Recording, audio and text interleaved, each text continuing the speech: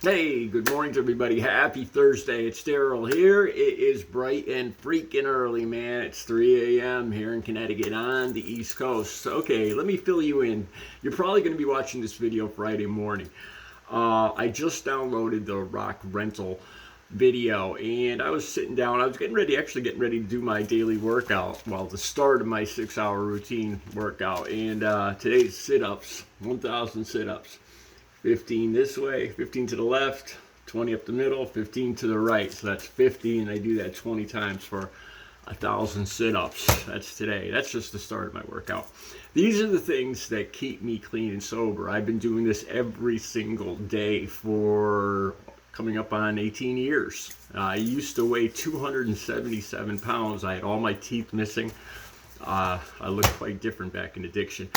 All right, so this morning after I downloaded that video, I was thinking to myself, I was sitting here and I was thinking about making a video, and I was thinking, what are some of the most, to this day, what are the things that bothered me the most shameful things that I did, the things that still bother me to this day, that if there's something I could change about the actions I did, I mean besides for not using in the first place. And there's a couple things that came to mind. I'm going to talk about those right now. One thing, my father died when I was 9 years old. He was a game warden. He was a park ranger. He was a forest firefighter. We lived in a state park. He was the head guy. He was the park ranger. And we lived in the ranger's house inside Black Rock State Park in Watertown, Connecticut. And he died of brain cancer when I was 9 years old. He had a whole gun collection down in the basement.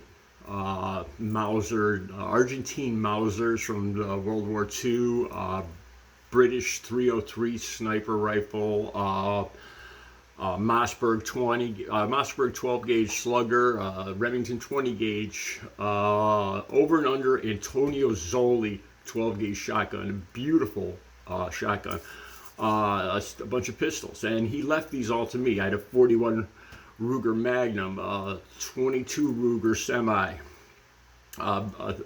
Smith & Wesson 357, and he left all these to me when he passed away when I was 9 years old. I didn't get them until I was 18 years old.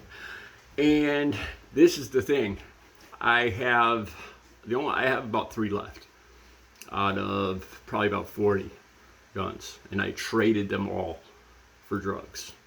And this is probably one of the things I regret the most. You know, this was a personal thing. My father, the one thing on this earth that mattered to my father that he wanted to hand down to me, and I traded them for my addiction. And what I traded them for is just pathetic. It started out, one of the first times I traded, I was living with a guy when I was about 22, 24 years old, one of my best friends. And I started with the smaller, like the Remington 22. My mother, one of these guns were actually my mother's, a 22 semi, a little 22 semi rifle that I had learned to shoot on when I was like 6 or 7 years old, 8 years old, little 22. And I traded that to my friend for like $50 so I could buy some more rock. And then I started trading to the dealers. I'll tell you about a couple instances. I remember going to the pawn shop. I had been smoking all day, and I was geeked, and I needed to get more. I've talked to you guys in other videos how you get a Jones, and you'll do anything to get more. And I took that Antonio Zoli 12 gauge over and under shotgun. You know, it was an over and under 12 gauge shotgun, and you pull. This is one of the first guns I ever shot. You pull the trigger soft. I had one trigger, and it had 2 barrels. And my father would load it with double-aught buck. And this thing would blow a door. Like, we would shoot the old outhouses. They'd bring the outhouses from the park up behind the house in the field, and he taught me to shoot in the outhouse door, and it would blow like a figure 8 through the door and send me back on my ass. I didn't know how much this gun was worth, and I took it down to the pawn shop, and I believe they gave me $60 for it. Later, in years in my recovery, like in the last 10 years, I finally worked up the nerve to see what it was worth.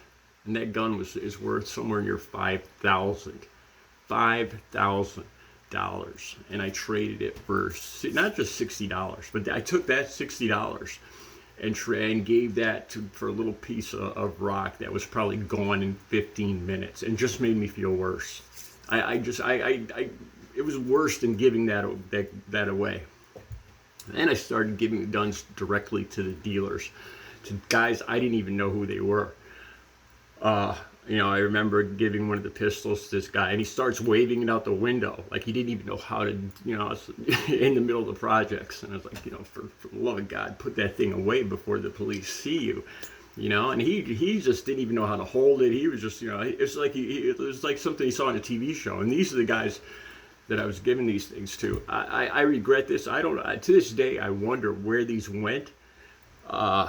This is heavy on me. What acts might have been committed with my, I can't tell you how much this still bothers me. And there's no way I can fix it. There's nothing I can do to fix this. And as far as I know, these things are still out there and could still be doing harm to people. This is the number one thing out of all out of 25 years of using. And one time I remember in particular, I had the 12 gauge Mossberg Slugger. I had it in the trunk of the car. The video I just did when I traded that car for drugs, I had the Mossberg in the back, the trunk of that car. And again, we'd run out of money, we'd run out of drugs, and I was driving around trying to find.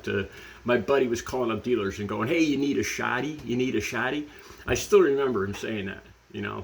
I had never heard the slang, the street slang for a shotgun. He would say, "Hey, man, I got a shotty. You need a shotty, man, a 12." And we ended up meeting some dealers in Waterbury at a bodega, and so we're out in the parking lot. And it's a busy street in front, and the trunk is facing the store, right up against the store, and we're kind of on the side of the store, off to the side. And I open up the trunk, and me and the two dealers are standing there looking at it. I'm trying to broker a deal, and I look up, and a Waterbury cop comes and drives right in front of the store, and he's just staring at us, and we're just staring back. And the trunk is open. There's a 12 gauge laying in the trunk. These guys are packing God knows how much money and how much ounces of whatever, and he just stares at us, and he keeps driving slowly. And we just turn, look at each other. And this is the thing, you become so accustomed to this. So we didn't run, we didn't panic. It was just like doing business, and I still remember this. It was almost calm, and they just turned and walked away to their car. They got in their car, they were talking, laughing, and drinking their soda. I shut the trunk. It's like we were inside of our heads, so we knew what could happen. Yeah, I don't want to say we were panicking inside, but on the outside, it was just like doing business, and that's the thing I remember most. And I remember the cop came back as I was pulling out, and he pulled into the store, and by then we were already gone. And I went up and I took a couple quick turns. One thing, I shouldn't give any pointers here, but I had cops follow me several times. Like I'd go by them in the neighborhood, and I'd see them stare at me, and I'd stare at them, and they knew, I'd be me and two of my buddies and two black guys in the car, and they knew what we were up to. And I'd see the car spin around, the cop car spin around behind me. So I would turn off on the street. But this is the thing that I used to do. Instead of turning away and trying to get away from the cop, I would turn towards the cop. Like he would turn around behind me. I'd turn down a side street, and then I'd start to do a circle back to where the cop was. And this is the last thing they ever expected. I'm not bragging about this, but this is some of the mentality that I used to have. I would just drive in a circle going right back to where I just saw the cop turn around. And by then, he was already down where I was, where he thought I was going. And I don't, it worked every time. One of the other things, this is something weird. I've talked to you guys about the things I've done for money, with other people, with same sex, women, all this stuff. And this is one of the most things that shame me the most.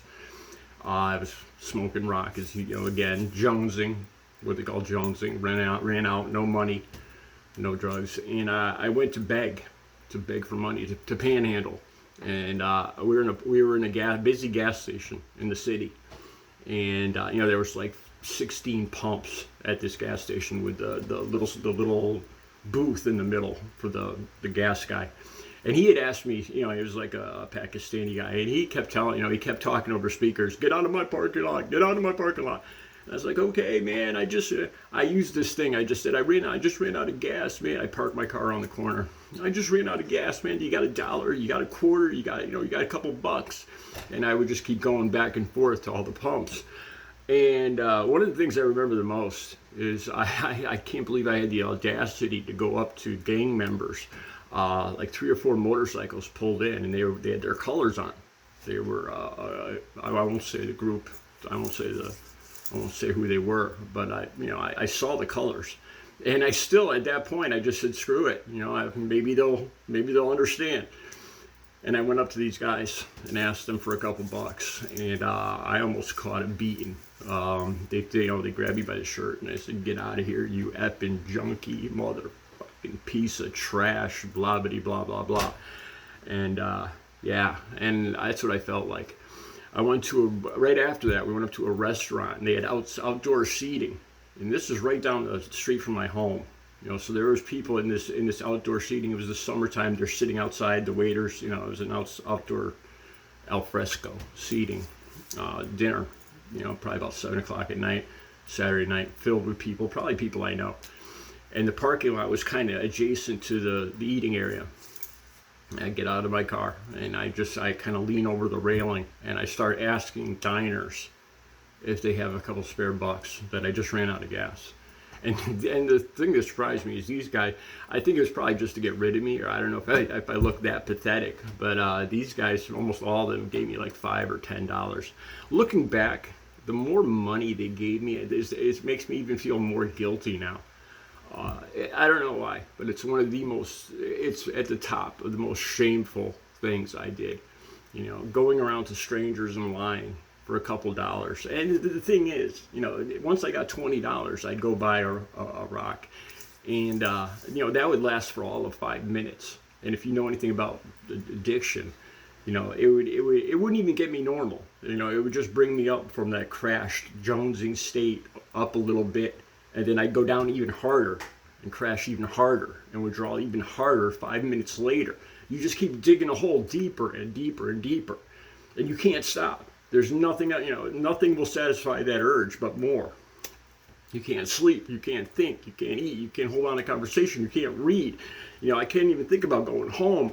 It's just, I have to get more. I have to do whatever I have to do. And in your head, it's not going to make you feel bad. It's going to make you feel worse, but there's no other solution at that point. That's the only possible thing you can do, is get more. And it's just going to keep getting worse, and you keep doing it. The insanity of it is just, now that I'm clean and sober, I remember back when I was using, we'd look at each other and we knew it was crazy, but we couldn't stop, and we'd use again the next day. But now that I've had time and I've actually been able to maintain recovery, I look back at this and I'm like, for the love of God, why? I was thinking the other day, why would I possibly use? I don't even know what I would do now if I used, because it still goes through my mind every day, coming up on 18 years. Every single day I think about it. I got the money in the bank. I got, over four digits I got quite a bit I managed to save up about 4 or 5 bank accounts, and thanks to this YouTube channel. And but then once I got it, what would I do? It would ruin my day. It would absolutely ruin my life. In 5 minutes, I'd absolutely ruin my life. Because there'd be no way I could hide it from my family, from where I live, from everybody around me. It would absolutely devastate my entire existence that I've built up over 18 years. And I love this. I've never been happier in my life. And these are the thoughts that still go through my head every single day. All right, recovery is freaking possible. I have been clean and sober since October 23rd of 2006, and it is the best. I am happy. I'm truly happy in my heart, just waking up every morning, whether it's a bad day, a good day, a terrible day. I am happy. I feel like this. You know how you play video games and you get an extra man? You get an extra game. This is my extra game, and I am so thankful for it. Recovery is possible. Have a good Thursday.